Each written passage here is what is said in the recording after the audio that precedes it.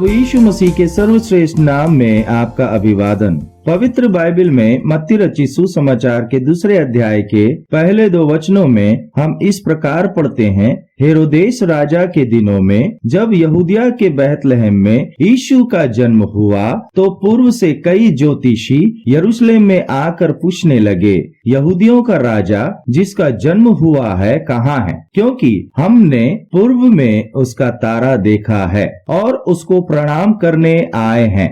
हेरोदेस राजा को रोमी साम्राज्य ने अपने ओर से यहूदियों का राजा ठहराया था और वह हेरोदेस महान भी कहलाता है, जिसके राज्य के दौरान 40 ईसा पूर्व प्रभु यीशु मसीह का जन्म हुआ। मत्ती रचित सुसमाचार में जब हम उसे दाऊद का पुत्र के नाम से संबोधन पढ़ते हैं, तब मत्ती इतिहास के सच्चाई को बयान कर रहा है कि दाऊद का वंश ही है जो इजराइल का राजा कहलाने की योग्य है, और वह प्रभु यीशु मसीह है जिसके विषय में भविष्यवाणी की गई थी। इतना ही नहीं, पूर्व से कई ज्योतिषी यरूशलेम में आकर पूछने लगे, यहूदियों का राजा जिसका जन्म हुआ है कहाँ है? एक राजा के होते हुए राजा की खुलेआम तलाश करना क्या यह मूर्खता नहीं होगी?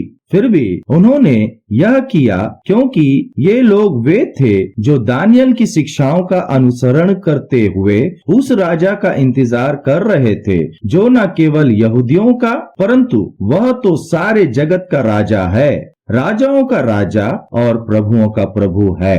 यह राजा इस संसार में इसलिए आया कि मनुष्यों के पापों का बोझ उठाए, उनके पापों का दंड स्वयं ही सह ले और उन्हें जो उस पर विश्वास रखते हैं पाप क्षमा और उद्धार दे सके। जो उस पर विश्वास रखते हैं वे उसकी प्रजा बन जाते हैं और वह उनका राजा, एक ऐसा राज्य जो सदा का होगा।